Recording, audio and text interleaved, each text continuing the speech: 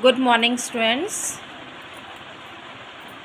This is the bio class, and this video is for class 9th, chapter 6, part 2. And today's topic is meristematic tissue. Okay. Now, students, in previous class we have discussed about the flowchart of plant tissue, and I told you that in next class I will explain you about the plant tissue, right? First I am going to explain you about what is the difference between, means plants and animals are different in terms of tissues, right? How they are different, how they are different. So plants, number one is, plants are autotrophs, right? Autotrophic organisms. So they prepare their own food by photosynthesis, right? Plants and animals are different. First point in plant tissue, that they are autotrophic organisms. So they prepare their own food by the process of photosynthesis. So plants are stationary or fixed organisms, right friends? Plants are stationary and fixed organisms.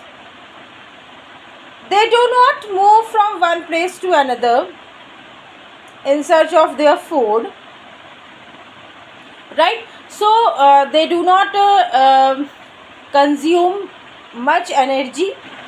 Most of the tissues of plants are supportive, which provides them with structural strength, and most of the tissues like xylem, phloem, sclerenchyma and cork, they are dead tissues. They do not contain living protoplasm, right? So plants are different. This is the points of the plants. Now in animals are heterotrophic organisms, right? Heterotrophic organisms, they can move from one place to another in search of food, mating and shelter. So they need more energy as compared to the plants, and most of the tissues which are present in the animal tissue, they contain the living, means they having a living cytoplasm.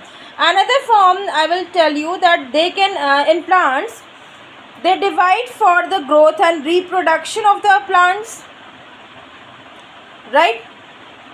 And based on the dividing capacity of the tissues, various plant tissues can be classified as a meristematic tissue and permanent tissues. And in contrast to plants, growth in animals is uniform, right? In animals, growth is uniform, so there is no demarcation of dividing and non-dividing regions. In animals, there is a organ system, right? Organ system is developed, means structural organization of organs and organ system is more specialized in complex animals, right, as compared to the plants. So that is why plant and the animal tissue are different from each other. Okay, now we will start about our first, that is the meristematic tissue.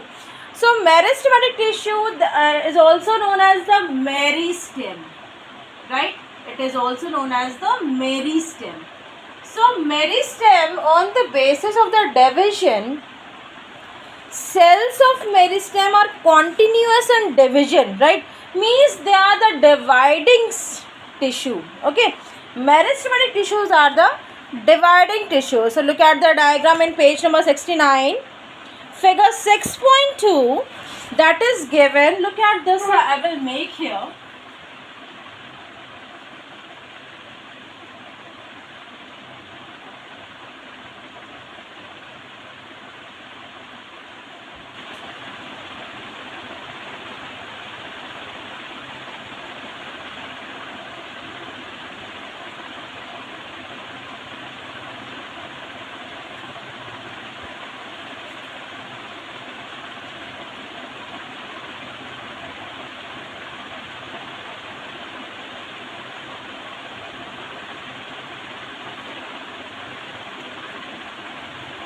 Right, students? So this is the diagram for the location of meristematic tissue in plant body. At the tip you will observe that this is the apical meristem. Apical meristem. Right? And here in between the this side, this is the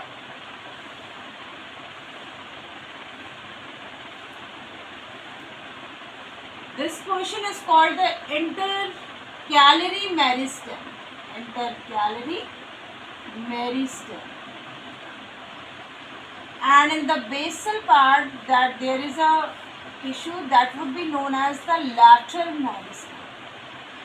So on the basis of the locations, meristematic tissue can be classified into the three types, that is the apical meristem, intercalary meristem and the lateral meristem. Right, friends? This is the location of meristematic tissue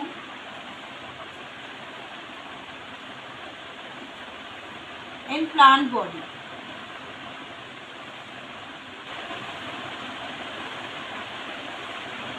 Right? Now I will tell you that meristematic tissue, how they are, what are the characteristics of meristematic tissue. So number one characteristics is they are similar in structure but having a cellulose cell walls. So number one characteristics feature is the cells of meristematic tissue. Cells of meristematic tissue are similar in structure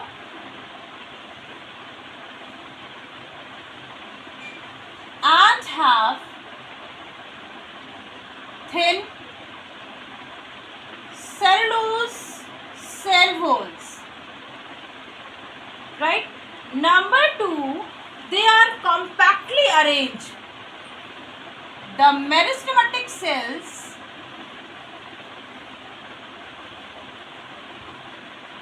are compactly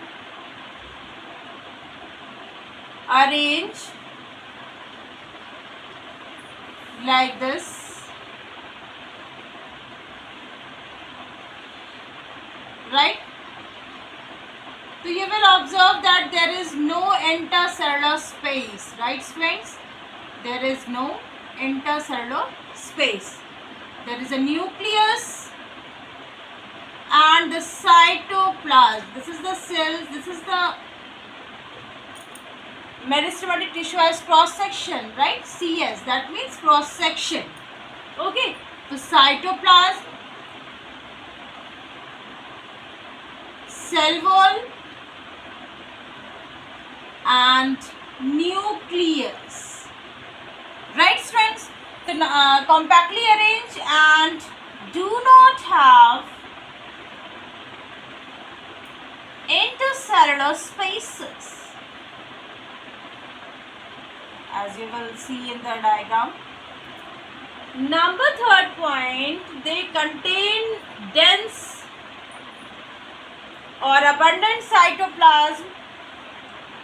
Each meristematic cell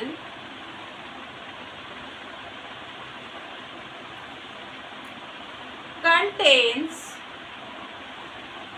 dense or abundant